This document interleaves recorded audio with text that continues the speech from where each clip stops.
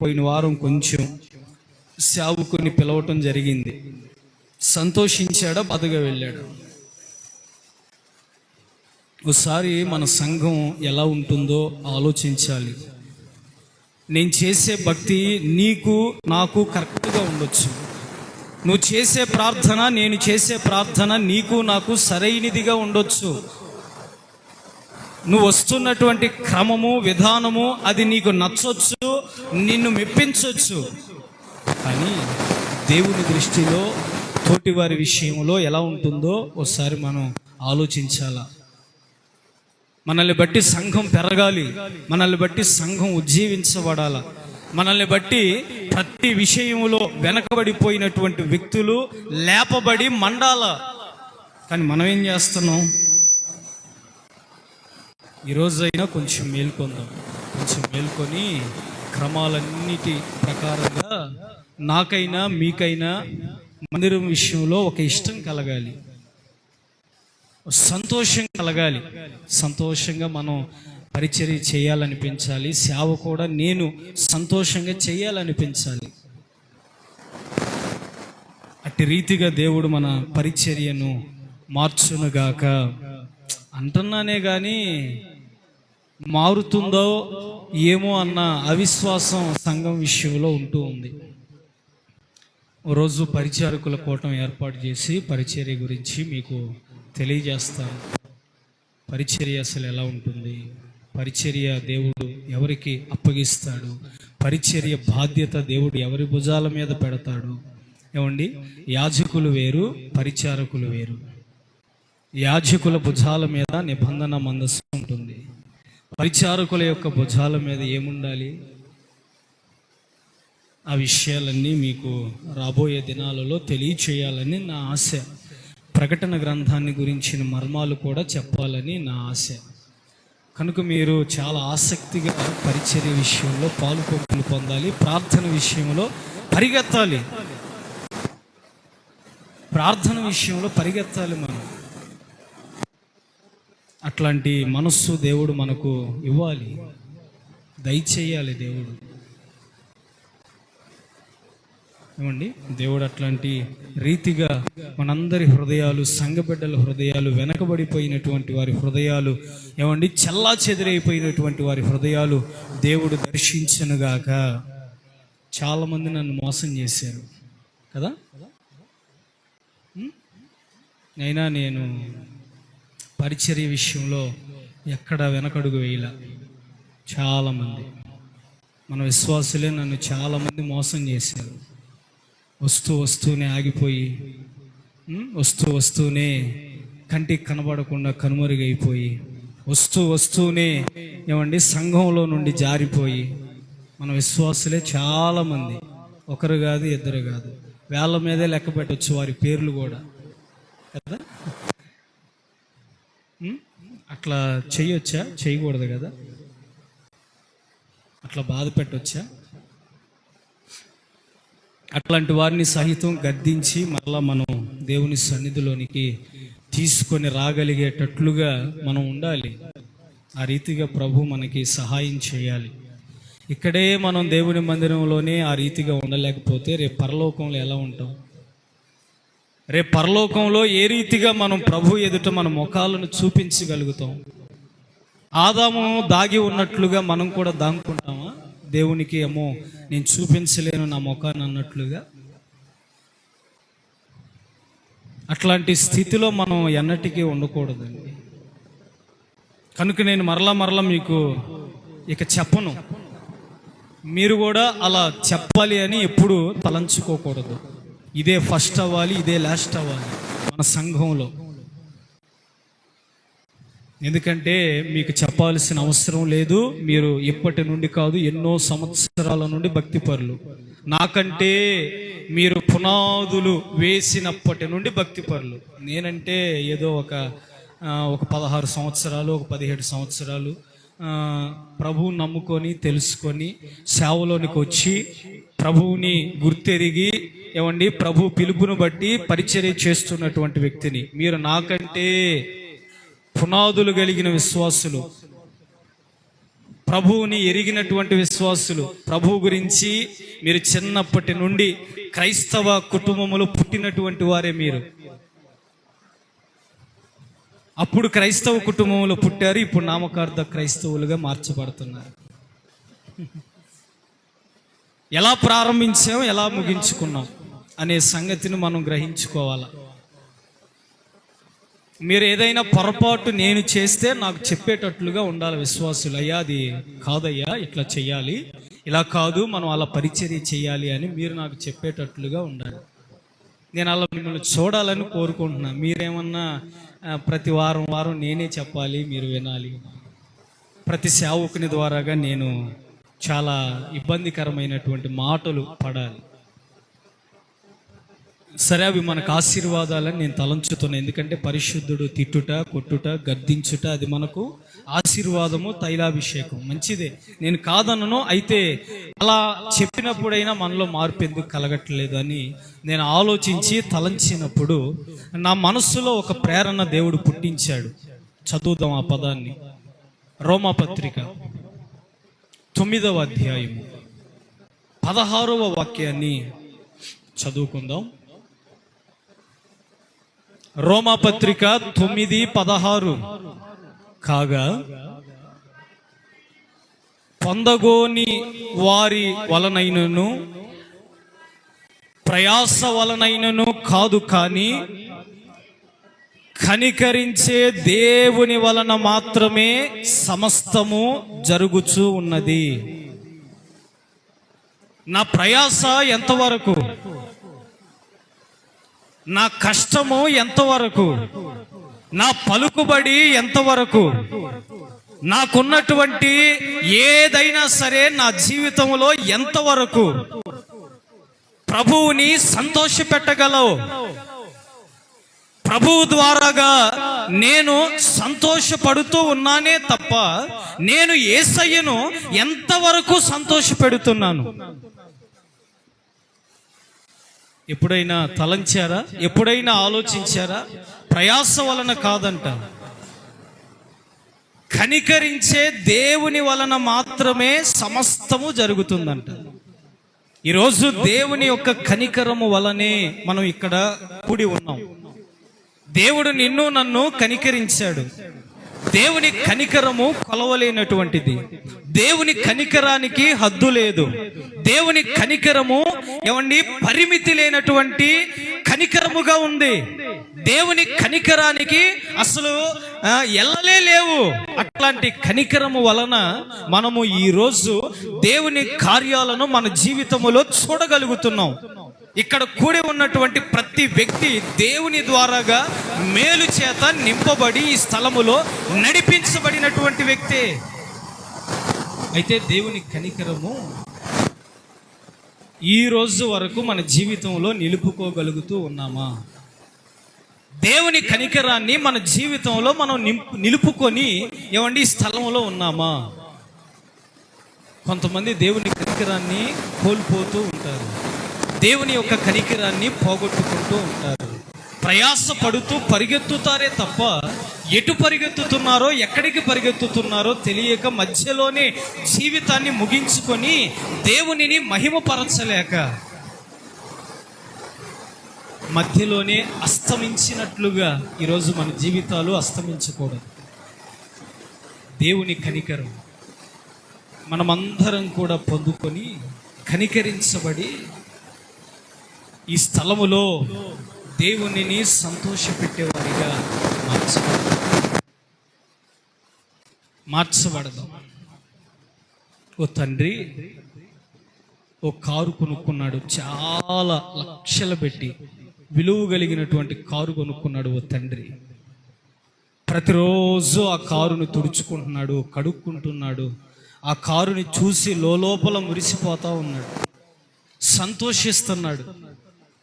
ఇన్ని లక్షల విలువ పెట్టి కొన్న కారు నాకెంత సంతోషం ఇస్తుందో, ఎంత ఆనందం ఇస్తుందో.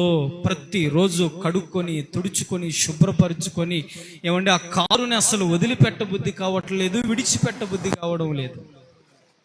ఆ కారుని శుభ్రం చేసుకున్నటువంటి ఆ తండ్రి ఏమండి ఆ ఎదురుగా ఉన్నటువంటి ఆ చెట్ల యొక్క ఆకులన్నీ కత్తిరిస్తూ ఉన్నాడు.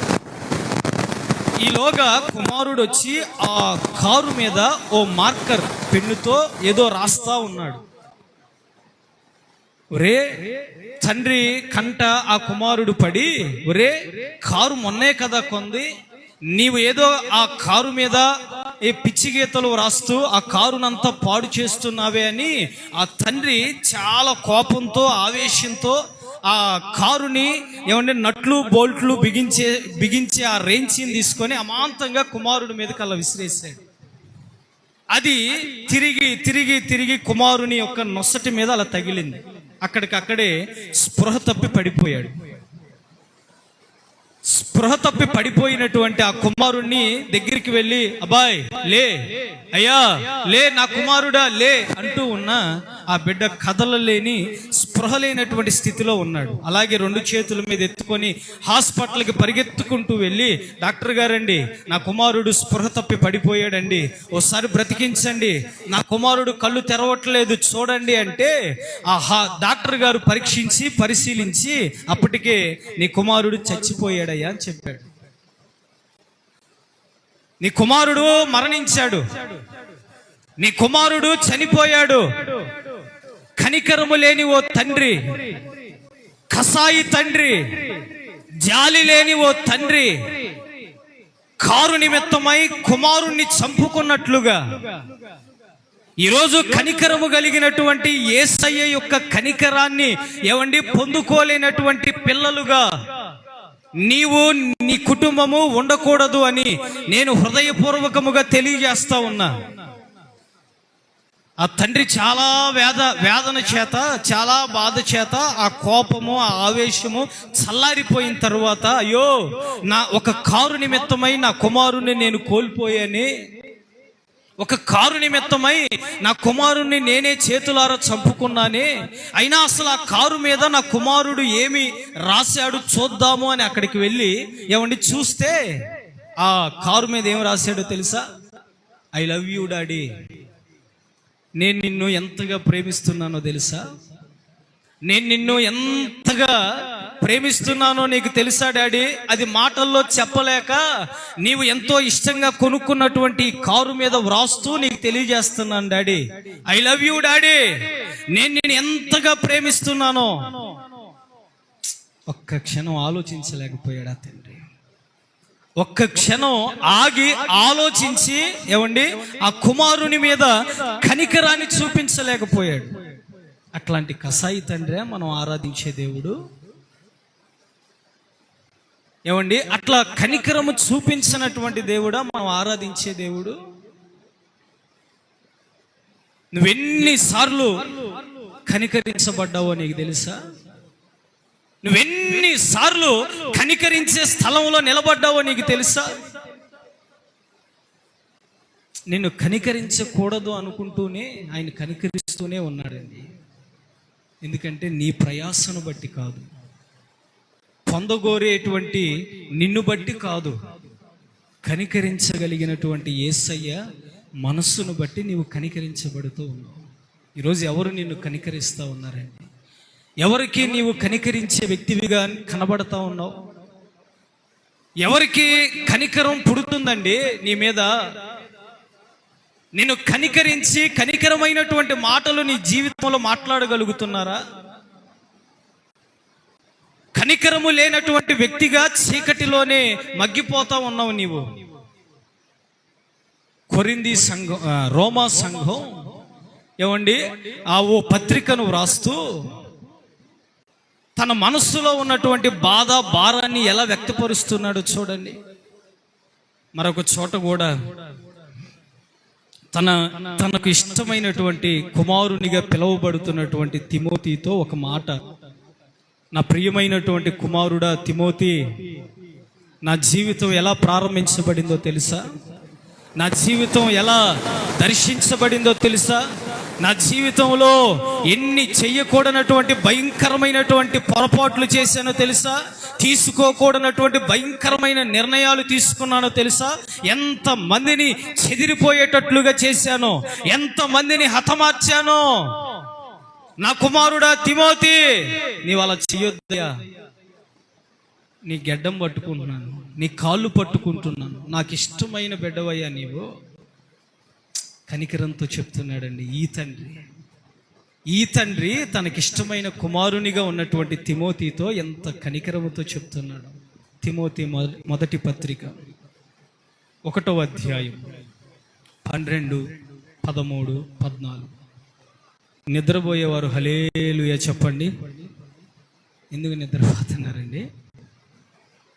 నిద్రపోవద్దు ఎవరు. ఒకసారి హల్లెలూయా చెప్పాలి గట్టిగా, హల్లెలూయా హల్లెలూయా. మొదటి తిమోతి పత్రిక 1వ అధ్యాయం 12, 13, 14. పూర్వము దోషకుడను హింసకుడను హాని చేసే వ్యక్తిని పరిచర్యకు నియమించి నమ్మకమైనటువంటి వానిగా ఎంచినందున నన్ను బలపరిచిన ప్రభువైన యేసయ్యకు నేను ఎనలేని కృతజ్ఞతతో ఉన్నాను. తెలియక ఎట్లా తెలియక మనం ఎలా చేస్తున్నాం? నిజం చెప్పండి, ఈ రోజుల్లో తెలియకుండా ఎవరైనా చేస్తున్నారా? చేసిన తర్వాత అనే మాట ఏంటి? తెలియజేసేయాలండి, ఏదో తెలియజేసేయాలి. ఒక్కసారికి అక్కడ వ్రాయబడినటువంటి మాట నాకు ఒకప్పుడు తెలియదు. యేసయ్య గురించి నాకు తెలియదు, సంఘం గురించి నాకు తెలియదు, ప్రార్థన చేసే ప్రార్థనా పరుల గురించి నాకు తెలియదు, విశ్వాసుల గురించి నాకు తెలియదు. అప్పుడు తెలియకుండా చేశా, ఇప్పుడు తెలుసుకున్నా. నేను ఏం చెయ్యాలో, ఏం చెయ్యకూడదో, ఏం మాట్లాడాలో, ఏం మాట్లాడకూడదో, ఎలా బ్రతకాలో, ఎలా బ్రతకకూడదో, ఎలా జీవించాలో, ఎలా జీవించకూడదో ఇప్పుడు ప్రతిదీ తెలుసుకున్నానయ్యా నేను. ఇప్పుడు నేను క్రిస్టియన్, నేను యేసయ్య బిడ్డను.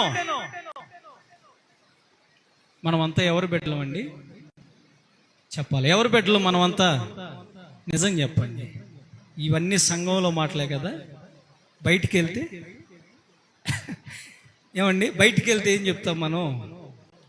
మనం పెట్టుకున్నవన్నీ ఏవైనా రావేమో అన్నట్లుగా, అన్నీ పోతాయేమో అన్నట్లుగా మనం ఎలా ఉంటాం? క్రిస్టియన్ అని చెప్పుకోవటానికి భయపడతాం, బాధపడతాం. కానీ పౌలు చూడండి, ఒకప్పుడు నాకు తెలియదయ్యా, ఇప్పుడు నేను తెలుసుకున్నాను కనుకనే, క్రింద పదం కనికరించబడ్డా. ఇప్పుడు నేను తెలుసుకున్నానయ్యా, నా యేసయ్య కనికరం గురించి నేను తెలుసుకున్నా. విశ్వాసం ఏదో అవిశ్వాసం ఏదో తెలుసుకున్నా, మంచేదో చెడేదో తెలుసుకున్నానయ్యా. ఎవరిని ఏమనాలో అనకూడదో తెలుసుకున్నా. నేను తొందరపడట్లే. ఇప్పుడు నేను తొందరపడే వ్యక్తిని కాదు. ఇప్పుడు నేను ప్రభువు కోసం ఏదైనా భరించే వ్యక్తిని, ఏదైనా సహించే వ్యక్తిని, ఎంతవరకైనా తగ్గించుకునే వ్యక్తిని. ఒకప్పుడులాగా నా జీవితం ఇప్పుడు లేదు. యేసయ్యలో నా జీవితం నేల మట్టుకు తగ్గించబడింది. ఇదే నాకు సంతోషంగా ఉంది. ఐగుప్తు ధనం కాదు నాకు సంతోషం, ఐగుప్తు సుఖభోగాలు కాదు నాకు సంతోషం. క్రీస్తు విషయమైన నింద నాకు సంతోషంగా ఉంది, నాకు ఆనందంగా ఉంది. అందును బట్టి నేను ప్రభువుని ఎంతగా కృతజ్ఞతాస్తుతి చెల్లిస్తున్నాను. అలా చెల్లించినందువలన నేను కనికరించబడ్డానయ్యా. కనికరించబడినటువంటి ఆ వ్యక్తికి హింస గుర్తు లేదు, దోషణ గుర్తు లేదు, కీడు చేద్దామనే మనస్సు లేదు. ఇప్పుడు ఆ వ్యక్తికి ఏమున్నాయో తెలుసా? క్రింద చదవండి, క్రింద ఏమున్నాయి? మరియు కృప, విశ్వాసము, ప్రేమ నాలో ఇప్పుడు అవి విస్తరించినాయి అయ్యా. ఒకప్పుడు దూషించాను, ఒకప్పుడు కీడు చేశాను, హాని చేశాను. ఇప్పుడు అవన్నీ ప్రక్కన పెట్టేశా. ఇప్పుడు నేను నేర్చుకున్నది ఏందో తెలుసా? అవిశ్వాస పరులైనటువంటి వారిని విశ్వాసులుగా మార్చటం. కృప లేనటువంటి వ్యక్తులకు కృప ఏమన్నా అనుగ్రహించబడేటువంటి వ్యక్తులుగా మార్చటం, ఇంకా ప్రేమించబడలేనటువంటి వారిని యేసయ్య ప్రేమకు దగ్గర చేయటం. అందులో నేను విస్తరించానయ్యా, అందులో నేను ఎదిగాను. ఇప్పుడు మనం ఎందులో ఎదుగుతున్నాం? ఎందులో ఎదిగామండి మనం? బాగా వాక్యం చదివే విషయంలో ఎదిగామా? చెప్పాలి. బూతులు మాట్లాడే విషయంలో ఎదిగామా? వేళ్ళ మీద లెక్క పెడతారు మీరు బూతులు మాట్లాడటం. అసలు మీకు వెన్నతో పెట్టినటువంటి విద్య బూతులు మాట్లాడే విషయంలో. మనం ఎందులో విస్తరిస్తా ఉన్నాం? ఎందులో ఎదుగుతున్నాం? మనం ఎదగవలసింది కృపలోను, ప్రేమలోను, విశ్వాసంలో ఎదగాలి. నువ్వు చూపించాలి, నువ్వంటే ఏంటో దేవుని విషయంలో నిరూపించుకోవాలా, ఎదగాలి. అందులో నువ్వు ఎందులో ఎదుగుతున్నావు? మరలా గుర్తు చేస్తున్నాను తల్లి, పూర్వము మన విషయాలు దేవునికి అవసరం లేదు. నువ్వు ప్రభువుని ఎరిగిన తరువాత ఎందులో ఎదుగుతున్నావు, ఎందులో విస్తరిస్తున్నావు, ఎందులో కనికరించబడుతున్నావు, ఏ విషయంలో దేవుని ప్రేమ కలిగి అనేకులను ఆ ప్రేమకు పాత్రునిగా పంచి చూపించగలుగుతున్నావు. దేవునికి అవసరం. నువ్వు జరిగిపోయిన సంగతులను తలంచుకొని, జరిగిపోయిన విషయాలను తలంచుకొని, ఏమండి ఇప్పుడు నిన్ను నీవు నీరుగార్చుకునే వ్యక్తివిగా ఉండొద్దు. ఇప్పుడు అసలు నీవేమై ఉన్నావు దేవునికి? నువ్వు ఏ విషయంలో కనికరించబడతావు? ఏ విషయంలో కనికరం ఉందండి? ఇంకొక మాట చదువుదామా? మనం ఎప్పుడు కనికరించబడతామో 1వ అధ్యాయము 16వ వాక్యం కూడా చూడండి. తిమోతి పత్రిక. అయినను అక్కడ వ్రాయబడినటువంటి పదం, ప్రధాన పాపినై ఉన్న నేను కనికరించబడి తిని ఉందా? ప్రధాన పాపినై ఉన్నటువంటి నేను, పాపి కాదు, ప్రధాన పాపి. ప్రధాన పాపి అంటే ఇక అతనే నెంబర్ 1, ఇక అతనే ఫస్ట్. తిమోతితో చెప్తున్నాడు, అయ్యా ప్రధాన పాపినై ఉన్నటువంటి నేను కనికరించబడ్డా. దేవుడు నన్ను కనికరించాడయ్యా. ఎంత ఘోరమైనటువంటి పాపం చేశాను. ప్రెగ్నెంట్, కడుపుతో ఉన్నటువంటి వ్యక్తులను కూడా జాలి లేకుండా చంపినటువంటి వాడనయ్యా నేను. యేసయ్యా అనే పదం మాట్లాడుతున్నటువంటి వారి నాలుకలను తెగ్గోసినటువంటి వాడను. బైబిల్ చేత పట్టుకున్నటువంటి వారి చేతులను నరికి వేసినటువంటి వాడను. చాలా ఆస్తిమంతుడండి పౌలు, చాలా ఆస్తి కలిగిన వాడు, చాలా చదువుకున్నటువంటి వ్యక్తి, చాలా ఆరితేరిపోయిన వాడు. రోమా ప్రభుత్వపు కాలంలో అపోస్తులుడైనటువంటి పౌలు చాలా చదివి చాలా ఆస్తి కలిగినటువంటి వాడు. అవన్నీ యేసయ్య కోసం విడిచిపెట్టాడండి. యేసయ్య కోసం వదిలిపెట్టేశాడు, యేసయ్య కోసం పక్కన పెట్టేశాడు.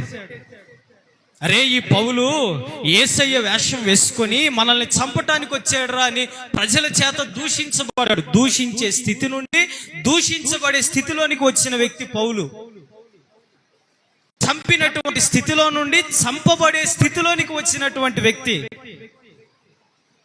కొట్టినటువంటి స్థితిలో నుండి కొట్టించుకునే స్థితిలోనికి వచ్చినటువంటి వ్యక్తి. ఎంత కోపం తగ్గిపోయిందండి, ఎంత కీడు చేసే మనసు చల్లారిపోయిందండి పౌలులో. ఎంతగా హత్య చేసే నరహంతకుడై ఉన్నటువంటి స్థితిలో నుండి బయటపడ్డాడండి. మరి మనం ఎందుకు ఇంకా బయటపడలేకపోతున్నాం?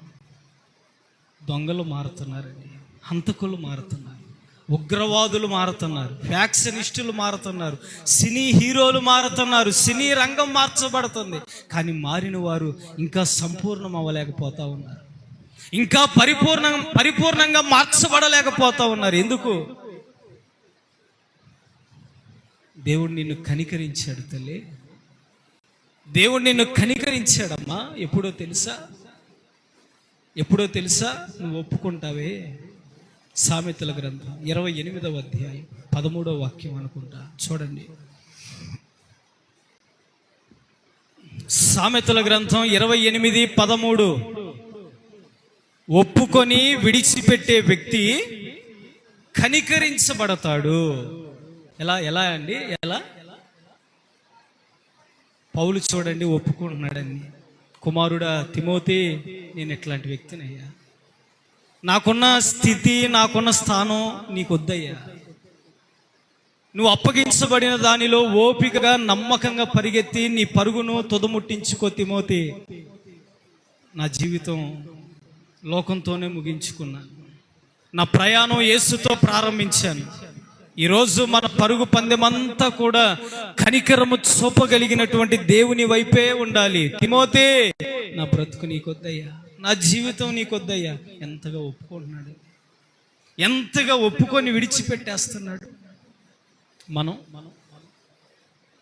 చిన్నప్పుడు ఓ సూది తెచ్చాడంట ఓ కుమారుడు కదా, మీ అందరికీ తెలుసు. ఏం తెచ్చాడు?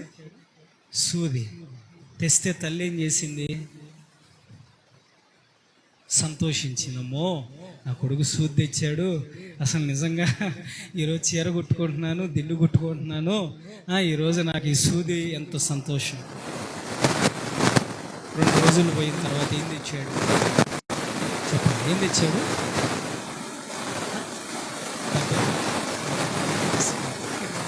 సూది పోయి దబ్బనం అయింది, దబ్బనం పోయి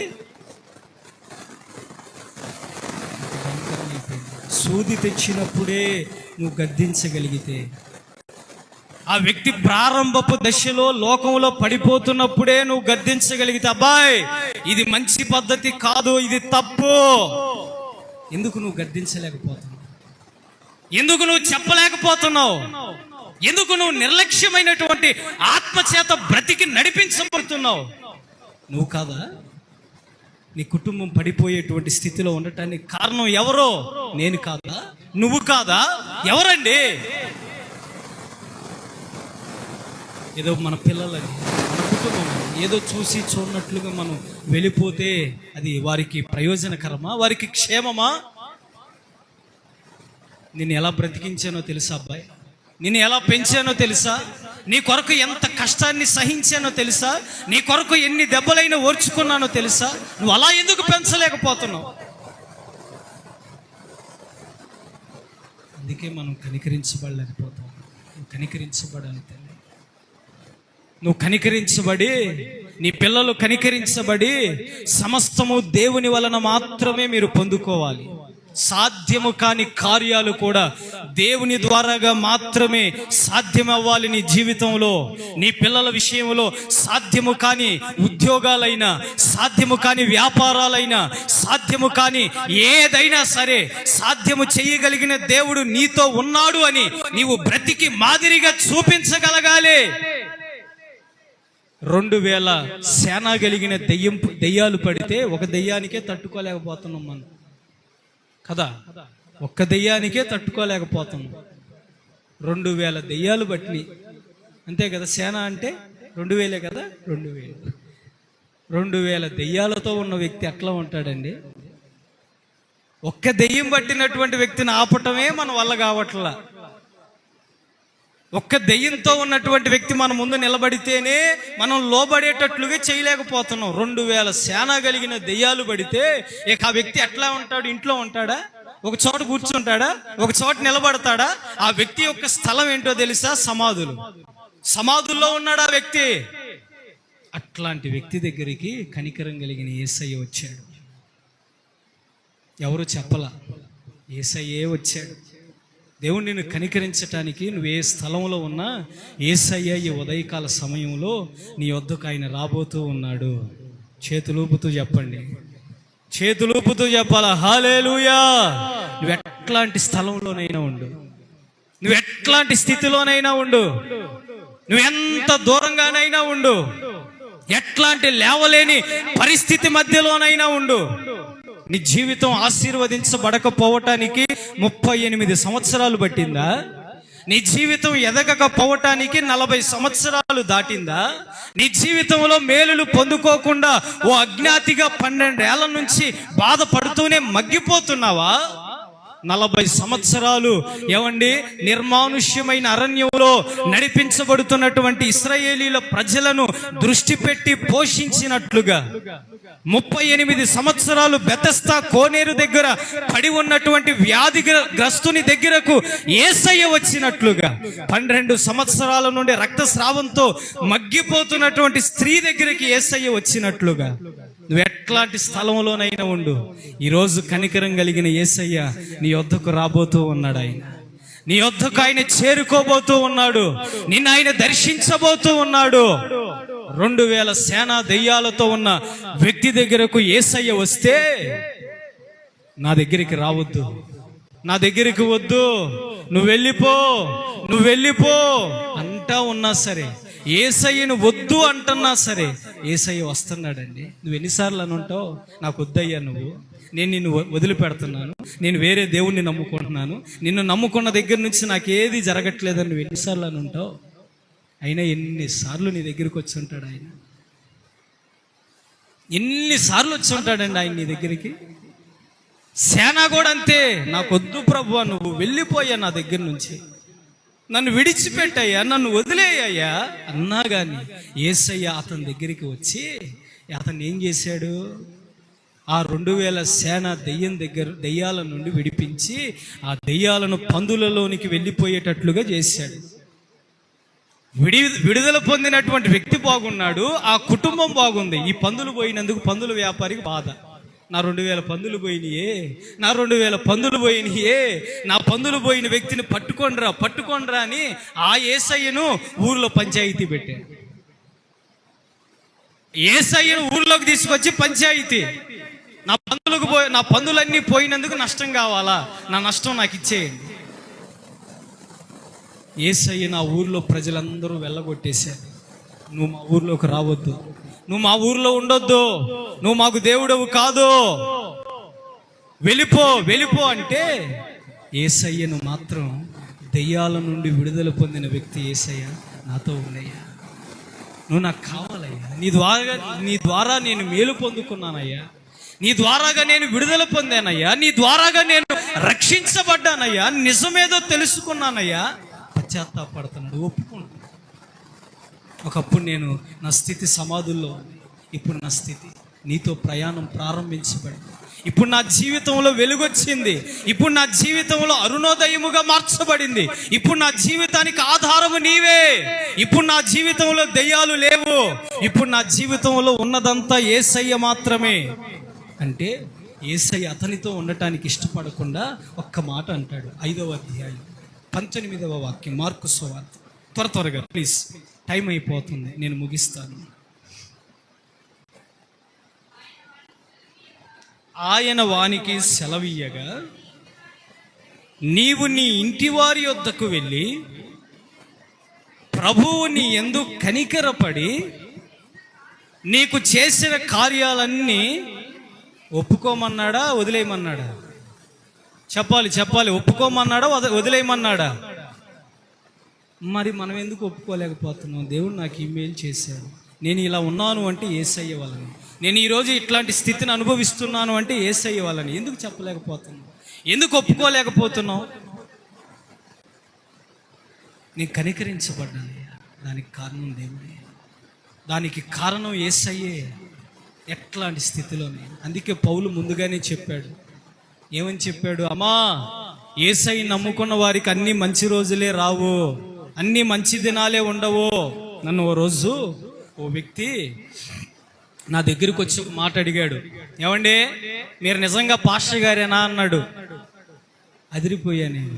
ఏం పాస్టర్ గారిని? నిజమే కదా, నేను పాస్టర్ గారినే కదా, నేను పాస్టర్ గారినే కదా అని అదిరిపోయా నేను. నువ్వు నిజంగా పాస్టర్ గారి అయితే నీకెందుకు జ్వరం వస్తుంది అన్నాడు. నిజమే కదా, నీకెందుకు రోగం వస్తుంది అన్నాడు. నువ్వు నిజంగా పాస్టర్ గారి అయితే నీకు మరి బలహీనతలు ఏమీ రాకూడదుగా. మరి ప్రార్థనా పరులకు కూడా తెగొత్తనేగా బలహీనతలో. అంటే మీ యేసయ్య గొప్పోడు కాదా అంటున్నాను నన్ను. నిజమే కదా, నేను అదిరిపోయా. ఏం చెప్పాలి ఇప్పుడు ఆ మనిషికి? యేసయ్యని నమ్ముకుంటే రోగాలు రావా? యేసయ్యని నమ్ముకుంటే జబ్బులు రావా? యేసయ్యని నమ్ముకుంటే అది రాదా ఇది రాదా? బాయ్, నేను పాస్టర్ని అయినా నాకు అన్నీ వస్తాయి. ఎందుకో చెప్పనా? నేను అమెరికా నుండి తెచ్చిన భోజనం తింటలా, నువ్వు తినే భోజనమే తింటున్నా.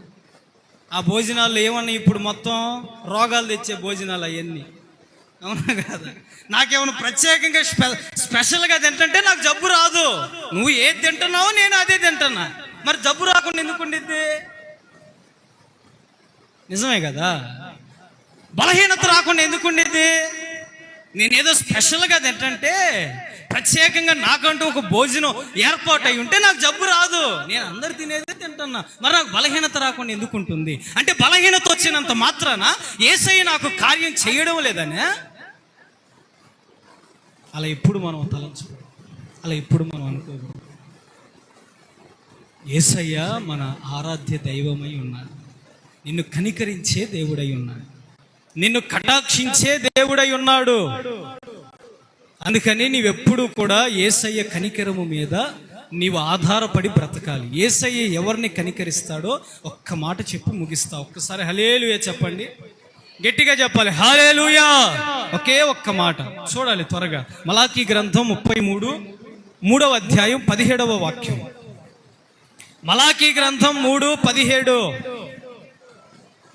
నీకొక దినము నియమించాడు దేవుడు. నీ టైం రాబోయే రోజు ఒకటి ఉంది. నువ్వు మనసులో తలంచు, ఇప్పుడు నీ రోజు కాదేమో, ఇప్పుడు నీ దినము కాదేమో, ఇప్పుడు నీ టైం ఇంకా రాలేదేమో. నీ జీవితంలో, నీ బ్రతుకులో దేవుడు ఒక దినాన్ని నిర్ణయించాడు. ఒక నియమించిన రోజు ఒకటి ఉన్నది. వారు నా వారై నా స్వకీయ సంపాద్యముగా ఉంటారు. తండ్రి నన్ను సేవించు కుమారుణ్ణి కనికరించున్నట్లు నేను వారిని కనికరిస్తాను. అర్థమైన వారు హల్లెలూయా చెప్పండి, నిజంగా చెప్పండి. అర్థమైంది అసలు? తండ్రి తనను సేవించే వారిని కనికరిస్తాడు. తండ్రి ఎవరికి ఇష్టం? తండ్రికి ఎవరంటే ఇష్టం అండి? చెప్పాలి. మీ ఇంట్లో మీకు ఎవరంటే ఇష్టం? మీకు నిజంగా ఆడపిల్ల ఉంటే మీరు ఆడపిల్లని ఎక్కువ ఇష్టపడతారు. ఎందుకు? ఇంటికి రావటం ఏమి ఇచ్చింది? నేను బాగా అలిసిపోయి వచ్చాను అనుకోండి ఇంటికి, మా అమ్మాయి గేడి దగ్గరికి పరిగెత్తుకుంటూ వచ్చింది. ఇక వచ్చి డాడీ దా కాలు కడుక్కుందా, బాగా గమనించిద్ది, బాగా చూసిద్ది కదా. తండ్రికి ఎవరు ఇష్టమై ఉండిద్ది? అలా అని సాత్విక్ అంటే నాకు ఇష్టం లేదని కాదు. ఎక్కువగా నా మీద ఎవరు ప్రేమను చూపుతారో వారి మీద ఎక్కువ ప్రేమ ఉంది. ఎందుకు చెప్పానయ్యా అంటే, తండ్రిని ఎక్కువగా ఎవరు సేవిస్తారో ఆయన వారిని కనికరిస్తాడంట. యేసయ్యని ఎవరు ఎక్కువగా సేవిస్తారు? వారు కనికరించబడే స్థలంలో ఉన్నారంట. మీకు అర్థమయ్యేటట్లుగా చెప్తాను. ఇస్సాకుకి 2 కుమారులు ఉన్నారు. ఎవరు? టక్కుని చెప్పాలి. ఇస్సాకుకి 2 కుమారులు ఉన్నారు. ఎవరు వారు? యాకోబు, ఏషా. ఇద్దరు ఇస్సాకుని సేవించారా? చెప్పాలి. ఇద్దరు సేవించారా? ఒకరు జ్యేష్ఠత్వపు హక్కు కోసం తండ్రిని మోసం చేశాడు. మరొకరు చెప్పాలి అసలు జ్యేష్ఠత్వపు ఆశీర్వాదాన్ని పొందుకోవాలి. అసలు తండ్రిని పట్టించుకోవాలా, తండ్రిని గమనించాలా. ఇప్పుడు తండ్రి స్థానంలో నేను మీకున్నాను. ఏ రోజైనా ఏనాడైనా నన్ను పట్టించుకున్నారండి మీరు? చెప్పాలి. తండ్రిని సేవించే వారికి కనికరం, వారి మీద దేవుడు కనికరం కలిగి ఉంటాడంట. కనికరం ఏదో ఒకటి చెయ్యాలి, ఏదో ఒకటి ఇవ్వాలి. ఇంకొక మాట కూడా మీకు గుర్తు చేస్తాను. క్రొత్త నిబంధనలో ఒక తండ్రికి 2 కుమారులు ఉన్నారు. ఇద్దరు తండ్రిని సేవించారా? ఒకడేమన్నా ఆస్తినంతా తీసుకొని పందులతో దూరదేశానికి పోయి వ్యాపారం చేసి మొత్తం పోగొట్టుకున్నాడు. ఉన్న కుమారుడైన పొలమని, ఆ పనని, ఈ పనని తండ్రితో ఒక క్షణం గడిపిన రోజు లేదు. మీరు కూడా అంతే. నేను మిమ్మల్ని వారం చూడాలనుకుంటా. నా పిల్లలు ఏడున్నారు, నా పిల్లలు ఎక్కడున్నారు, నా బిడ్డలు ఎక్కడున్నారు, ఏం చేస్తున్నారు అని మీరు ఏదో ఒకటి పెట్టుకుంటారు కదా. అంతం వరకు సేవించిన బిడ్డలు బైబిల్లో ఉన్నారా అంటే ఉన్నారు. అబ్రహాము జీవితాన్ని చూసుకుంటే ఇస్సాకు అబ్రహాముని జీవితాంతం సేవించాడు. జీవితాంతం మంద దృష్టి కలిగిన, ముసలివాడైపోయిన, నడవలేని స్థితిలో ఉన్న అబ్రహాముని ఇస్సాకు చూసినట్లుగా ఎవ్వరూ చూడలేదండి. ఇస్సాకును తన పిల్లలు కూడా చూడలా. అందుకని అబ్రహాము తన ఆస్తి అంతా ఇస్సాకుకి ఇచ్చేశాడు. నా ఆస్తి అంతా నీదే, తీసుకో అన్నాడు. కనికరించాడండి. మరి ఈరోజు మీరు ఎందుకు దేవుని దగ్గర నుండి ఆశీర్వాదాలు పొందలేకపోతున్నారంటే మీరు ఇంకా సేవించే స్థితిలో రాలా. సేవించే స్థితిలోనికి రాలా. ఎలీషా చూడండి, ఏలియాను తండ్రిగా భావించి అంతం వరకు సేవించాడు. పరిచర్యకు వచ్చిన దగ్గర నుండి ఏమండి, పరిచర్యలో ఏలియా పరలోకానికి ఆరోహణమై వెళ్ళేంత వరకు తండ్రిగా భావించి ఎలీషా ఏలియాను సేవించాడండి. అందుకే 2 పాలు అభిషేకం చూశాడు. ఈరోజు మనం ఎందుకు ఏమండి సేవించలేకపోతాం? ఎందుకు మనం సేవించలేకపోతాం? అందుకే ఏ ఆస్తి, ఏ ఆశీర్వాదం రావట్లా. ఒక్కరోజు తండ్రిని సేవించండి. తండ్రి మీద ఒక్కసారి ప్రేమను పంచండి. ఒక్కసారి చేయగలుగుతారా అట్లా? ఇప్పుడంటే కొంచెం మాట్లాడుతున్నాను, కానీ సేవకు వచ్చిన కొత్తలు అసలు ఏం మాట్లాడేవాడిని కాదు. అసలు ఏం పాస్టర్ గారు ఏది చెప్తే అదే చేసేవాడిని. ఏం మాట్లాడిన అసలు. ఓ రోజు ఓ ఇంటికి ఓ తల్లిగారు వారి భర్తకు తెలియకుండా భోజనానికి పిలిచింది నన్ను, పాస్టర్ గారు. ఎందుకంటే ఆయన పోలీసు, ఆయనకి పాస్టర్లు అన్న పరిచర్య అన్న పెద్దగా నచ్చదు. ఆయనకి తెలియకుండా నన్ను, మా పాస్టర్ గారిని ఇద్దరిని భోజనానికి పిలిచింది. ఇంటికి వెళ్ళాం. ఆ రోజు అప్పటి వరకు నాలుకంతా కూడా చాలా రుచి లేనటువంటి స్థితిలో. ఎందుకంటే ఉదయం పరిచర్యకి వెళ్తాం, సాయంత్రం వస్తాను, ఏదో 4 కోడిగుడ్లతో పరిచర్య, 4 కోడిగుడ్లతో ఫ్రైడ్ రైస్ చేసేవాడిని, ఒక కారం వేసేవాడిని, ఒక గంట నూనె వేసేవాడిని, వచ్చి రాని తాలింపు వేసి ఏదో పెట్టేవాడిని విశ్వాసులకి. ఇక ఆ రోజు ఆమె పిలిచింది, దాదాపు 10 వెరైటీలు చేసింది. ఎదురుగా రొయ్యలు, ఫ్రాన్స్, చేప మొత్తం పెట్టేసింది. నోరు ఊరుతుంది, తినాలనిపిస్తుంది, నోరు ఊరుతుంది. మా పాస్టర్ గారి తింటలా. ఆయన మీటింగ్లో ఉన్నాడు. ఈయన మీటింగ్ ఎప్పుడు ముగిస్తాడో నాకు ఆకలి అవుతుంది. ఏమన్నా ఆయన ఏమన్నా ఆ ఇంటి మీటింగ్ వేసాడు, నా ఆకలి గురించి మర్చిపోయాడు. ఈయన ఎప్పుడు ముగిస్తాడో నాకు ఆకలి అవుతుంది, తొందరగా తిందామని నా ఆలోచన. ఇంకా ఆయన ఎప్పుడుగో నేను అన్నాడండి. ఇక అలా అన్నంలో అలా చేయి పెట్టాను, ఇలాగా పోలీస్ ఆయన వచ్చాడు. నా జీవితం ఈ తింటానికి కూడా నచ్చుకోలేదు. ఆయన ఇప్పుడు దాకా మీటింగ్ వేసాడు, మాస్టర్ గారు తింటేనే కదా నేను తినాల్సింది. ఆయన తినకుండా నేను చేయి పెడితే ఏమనుకుంటాడు ఆయన? ఆయన తిన్న సరే, ఆయన ముగించేళ్ళు అనుకుంటా ఇంటి ఆయన ఇచ్చేసాడు. తక్కువ లేసాను, పాస్టర్ గారు లేసాడు, తక్కువ ప్రార్థన చేయడం ప్రారంభించాడు. ఆయన ప్రార్థన చేస్తున్నాడే కానీ నేను కళ్ళు తెరిచి మొత్తం వస్తున్నా. ఇన్ని రోజుల నుంచి పచ్చడి మెతుకుతున్నాను, ఈ రోజన్నా సంతోషంగా తిందాం అనుకుంటున్నాను. లేదు, అట్లాగే ప్రార్థన చేసి ఇంటికి వెళ్ళిపోయిన తర్వాత మళ్ళీ డ్యూటీకి వెళ్ళాను. నైట్ డ్యూటీకి వెళ్ళిన తర్వాత ఆమె వారి కుమారుడి చేత మొత్తం పంపించింది. వెళ్ళిపోయేలే, అయిపోయిందిలే అని అనుకోవాలా. ఆమె సేవించే విధానాన్ని ఆమె మర్చిపోవాలి. శారా, అబ్రహాము కూడా చూడండి, 3 దేవదూతలకు ఆతిథ్యం ఇచ్చి వారు దేవుని దూతలు అని ఎరగకుండానే వారిని సేవించి ఆశీర్వాదం పొందుకున్నారు. ఈరోజు మీరెందుకు చేయలేకపోతున్నారు? మీరెందుకు అలా ఉండలేకపోతున్నారు? ఆశీర్వాదం చేసేది అంటే పరిచర్య చేసేది మాకు కాదు కదా, దేవునికి కదా. మనం ఎందుకు చేయలేము? ఎలీషా ఏలియాని ఎట్లా చూసాం, ఇస్సాకు అబ్రహాముని ఎలా చూసాం? అట్లాంటి మనస్సు దేవుడు గ్రహించును కాక. ఇంకొక మాట, లూకాసు వార్త 1:58.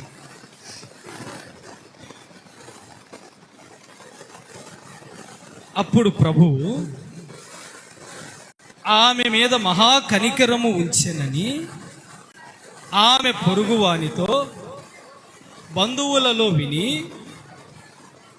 ఆమెతో కూడా సంతోషించి. ఎందుకు? 40వ వాక్యం చదవండి. 1:40.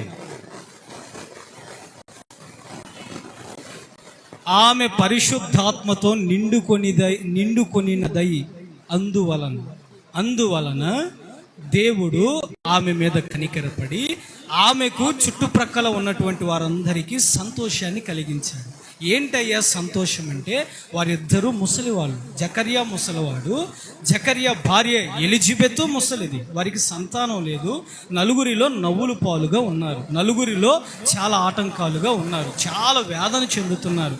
మీ బ్రతుకులేంటి, మీ జీవితాలేంటి, ఏదో పాపం చేసుకున్నారు మీరు, అందుకే మీకు ఇలా జరిగింది అన్నట్లుగా వారు మాట్లాడుతుంటే, దేవుడు వారికి ఒక సమయం ఇచ్చి, ఒక నిర్ణయించినటువంటి తేదీ సమయానికి జకర్యా యాజక ధర్మాన్ని జరిగించుచూ ఉండగానే దేవుడు దర్శించి, నీకు ఒక మంచి మగబిడ్డను దేవుడు ఇవ్వబోతూ ఉన్నాడు అనే సంగతిని చెప్తే ఈ జకర్యా నమ్మల. అందుకే నోరు పడిపోయింది, మొగోడైపోయింది, మాటలు రాట్ల. పలక మీద మాత్రం రాస్తున్నాడు, దేవుడు నన్ను దర్శించాడు, నాకు ఒక బిడ్డని ఇవ్వబోతున్నాడంట, అతని పేరు యోహాన్ అంట అని పలక మీద రాస్తున్నాడు. కానీ ఎలిజబెత్ మాత్రం నమ్మింది. స్తోత్రం కలుగునుగాక. ఇంట్లో ఒక్కరైనా నమ్మకస్తులు ఉండాలి. మరలా చెప్తున్నా, భర్త అయినా నమ్మకస్తుడై ఉండాలి, భార్య అయినా నమ్మకస్తురాలై ఉండాలి. ఆ జీవితమైన, ఆ కుటుంబమైన కొరతలు ఉండవు, నష్టాలు ఉండవు, అప్పు ఉండదు. భర్త నమ్మల కానీ భార్య నమ్మింది. నీ కుటుంబంలో నువ్వు నమ్మలేదు కానీ భర్త నమ్మేటట్లుగా, భర్త నమ్మల కానీ భార్య నమ్మేటట్లుగా ఉండాలి. నమ్మకం ఉండాలి. అలా నమ్మకం ఒకరి మీద ఒకరికి ఎప్పుడైతే ఉండగలుగుతుందో, చూడండి, దేవుడు ఆమె మూయబడిన గర్భాన్ని ఎట్లాంటి సమయంలో, ఎట్లాంటి స్థితిలో దేవుడు తెరిచాడు. నీ జీవితంలో కూడా నమ్మకం ఉన్నప్పుడు, నమ్మగలిగినప్పుడు, నమ్మకాన్ని ఉంచగలిగినప్పుడు నీ బ్రతుకులో ఏ చీకటి పనిచేయదు, ఏ ఇబ్బంది పని చేయదండి నీ జీవితంలో. మరలా చెప్తున్నా, అందుకని నువ్వు ఎప్పుడైనా నమ్మకస్తునిగా, నమ్మకస్తురాలుగా ఉండటానికి ప్రయత్నించు. ఎలిజబెత్ నమ్మినట్లుగా నీవు నమ్ము. ఒక్కొక్కసారి నమ్మకము లేని స్థితిలో కూడా నమ్మాలి. మనం భయంకరమైన పరిస్థితుల మధ్యలో కూడా నమ్మాలి. దేవుడు లేడు, ఇక నిరాకారం అయిపోయింది అనే స్థితి కూడా వచ్చింది. నువ్వు నమ్మగలగాలి. ఎప్పుడైతే నువ్వు నమ్ముతావో, ఎలిజబెత్ గర్భం తెరవబడినట్లుగా నీ జీవితంలో కూడా ఒక అద్భుతాన్ని దేవుడు తెరవబోతూ ఉన్నాడు. దేవుడు నీ గుండె నిండా, నీ నోటి నిండా సంతోషాన్ని నింపబోతూ ఉన్నాడు ఆయన. నువ్వు సంతోషించాలా.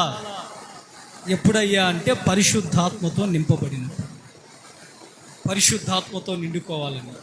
అలా నింపబడినప్పుడు నీ స్థితిగతులన్నీ మార్చగలిగిన దేవుడు సదాకాలం నీతోనే ఉండి, నీలోనే ఉండి, పరిశుద్ధాత్మలో ఉన్నటువంటి ఆ ప్రేమ చేత నిన్ను నింపుతాడు.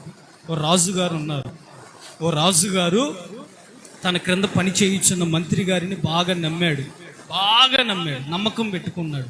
ఓ రోజు వారిద్దరూ ఒక చిన్న వేట నిమిత్తమై అడవి మార్గంలోనికి వెళ్ళి రాజుగారు బాణాన్ని అలా వదిలినప్పుడు ఆ బాణానికి ఉన్నటువంటి ఆ చివరి ఆ కొన ఈ బొటిని వేలు తెగిపోయి క్రింద పడేటట్లుగా చేసింది. మంత్రిని పిలిచి, అయ్యా మంత్రి, నా బొటిని వేలు తెగిపోయిందయ్యా, మంత్రి, నా బొటిని వేలు తెగిపోయిందయ్యా అని బాగా కేకలేస్తూ ఉంటే మంత్రి వచ్చి ఏం చెప్పాలా? కౌగిలించుకొని, రాజుగారు రండి, ఏమండి బాధపడమాకండి, ఎలాగోలాగా దాన్ని ఏదో ఒకటి చేద్దామని అనకుండా, మంచిగా జరిగిందిలే రాజుగారు అన్నాడు. ఎట్లుండిద్దండి? బాధలో ఉన్నోడి దగ్గరికి వచ్చి ఏం చేయాలి మనం? కానీ మంత్రి ఏమన్నాడు? మంచిగా జరిగిందిలే అన్నాడు. వెంటనే కోపం వచ్చినటువంటి రాజు ఆ మంత్రిని తీసుకొని వెళ్ళి చెరసాల్లో వేశాడు. నీకు ఇదే తగిన శిక్ష? రాజుగా ఉన్న నన్ను మంచిగా జరిగిందంటావా? వేలు తెగి పక్కన పడిపోతే ఓదార్చాల్సింది పోయి మేలుకే అంటావా అని చెరసాల్లో పడేసినటువంటి రాజు రెండో రోజు కూడా ఆ బొటిని వేలతోనే అలాగే అడవిలోనికి వెళ్ళాడు వేటకి. అడవి జాతి మనుషులు వచ్చి రాజును పట్టుకొని తీసుకొని వెళ్ళి వారి దేవతకు బలివ్వటానికి రాజుగారిని అలా పరుండబెట్టి తల నరకబోయే సమయంలో తన క్రింద ఉన్నటువంటి ఆ రాజుని నరకబోయేటువంటి వ్యక్తి తన వేలుని చూశాడు. ఏమండి రాజుగారండి, ఈ వ్యక్తి, ఈ రాజు ఈ దేవతకు బలికి పనికిరాడు అని చెప్పాడు. ఎందుకు? వేలు లేదు, అందుకని బలికి పనికిరాడు. ఈ వ్యక్తిలో లోపం ఉంది. ప్రతి వ్యక్తికి 5 వేళ్ళు ఉంటాయి, కానీ ఈ వ్యక్తికి 4 ఉన్నాయి. లోపం ఉంది ఈ వ్యక్తిలో, బలికి పనికిరాడు అని చెప్పిన వెంటనే ఆ రాజుగారిని ఆ అడవి జాతి మనుషులు వదిలిపెట్టారు. ఇక సంతోషం ఆపుకోలేకపోయాడు. మంత్రి ముందే చెప్పాడు మేలు కోసమేనని, అంత మంచి కోసమేనని. వెంటనే అక్కడికి వెళ్ళాడు. మంత్రి, నువ్వు నిజంగా నా మేలు కోసమేనయ్యా, నా మంచి కోసమేనయ్యా ఈ మాట చెప్పింది. నాకు చాలా సంతోషంగా ఉంది. మరి నేను నిన్ను చెరసాల్లో వేసాను కదయ్యా, మరి నీకేం మేలు జరిగింది అని అడిగాడు రాజు. ఏమండి రాజుగారు, నేను నీకు నమ్మకమైన మంత్రిని కదా, ఏ వేటకైనా ఎక్కడికైనా నన్నే కదా నువ్వు తీసుకెళ్లేది. ఈ వేటకు కూడా నువ్వు నన్ను తీసుకెళ్ళినట్లయితే లోపం కలిగినటువంటి రాజుగా నిన్ను వదిలిపెట్టేవాళ్ళు, నన్ను మాత్రం ఒక్క ఏటికేసి. నాకు కూడా మంచిగా జరిగిందయ్యా, నన్ను చెరసాల్లో నువ్వు వేయటం బట్టే నాకు మంచి జరిగింది. మనకు కూడా కొన్ని సమయాల్లో దేవుడు మంచిగా చేస్తాడు. ఆయన చేతులు జోడించి చెప్తున్నాను, ఆయన మనకు మేలే చేస్తాడు. కొన్ని శ్రమల్లో మనం అనుమతించబడ్డా మనకు మేలే, అది మనకి క్షేమమే. కనుక చివరిగా మనం ఏం చేయాలయ్యా అంటే, ఏమండి, మోకరించాలి. అప్పుడే అయిపోయింది అనుకుంటున్నారా? మోకరించి. ప్రేమ కలిగిన తండ్రి, పరిశుద్ధుడు అయిన మా యేసయ్య, నీ పరిశుద్ధమైన ఘనమైన నామానికి స్తోత్రాలు. ఇంతవరకు ఈ ఆరాధన ఆశీర్వాదకరముగా జరిగించారు, దీవెనకరముగా జరిగించారు.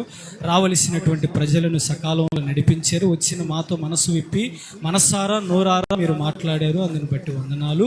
ఈ రోజునైనా జరిగినటువంటి ఆరాధనలో దైవజనుని మరుగు చేసుకొని చేరి వచ్చినటువంటి మాతో మీరు ముఖాముఖిగా సూటిగా మాట్లాడినందుకు గాను కనికరము కలిగినటువంటి మీరు 2 అనుభవాలు చెప్పారు. సేవించినటువంటి వారిని కనికరిస్తానని, పరిశుద్ధాత్మతో నిండుకున్న వారిని కనికరిస్తానని చెప్పారయ్యా, అందును బట్టి వందనాలు. కానీ సేవించే వారికి ఆస్తి మొత్తం ఇస్తానన్నావు, పరిశుద్ధాత్మతో నిండుకున్న వారి జీవితంలో అద్భుతాలు చేస్తానన్నావు. ఈరోజు ఆ 2 అనుభవాలు మా జీవితాలలో నెరవేర్చబడాలి, మేము కనికరించబడాలి. అభాగ్యుడనైన నేను కనికరించబడ్డాను అని భక్తుడు పాట పాడాడయ్యా. అలాగే ఈరోజు మేము కూడా కనికరించబడినటువంటి స్థితిలో ఉండి, అంతా మా మంచి కోసమే, అంతా మా మేలు కోసమే అన్నట్లుగా ప్రతిదీ నీవు జరిగించిన అయినా సకాలంలో ముగించి నీ నామానికి మా ద్వారాగా మహిమను తెచ్చుకొనమని హృదయపూర్వకముగా కోరుకుంటూ, యేసు నామములో ఈ వారమంతా నీ బిడ్డలకు మంచి వాతావరణాన్ని, చేస్తున్న ప్రతి పనుల్లో తోడై ఉండండి, కష్టపడుతున్న ప్రతి కష్టంలో తోడై ఉండండి. అన్ని లాభాలే నీ బిడ్డలకు కలగాలి, అన్ని మేలులే కలగాలి నీ బిడ్డలకు, అంతా మంచే జరగాలి యేసు నామములో.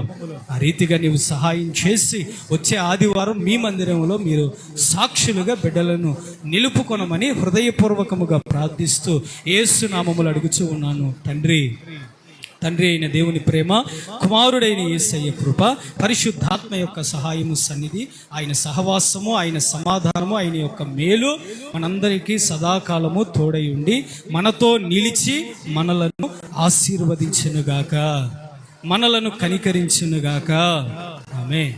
మీ అందరికీ ప్రేమపూర్వకమైన వందనాలు, దేవునికి స్తోత్రాలు. నిన్న సాయంత్రం ఇంచుమించుగా మంగళవారము బుధవారము వెళ్ళాము చీరాల.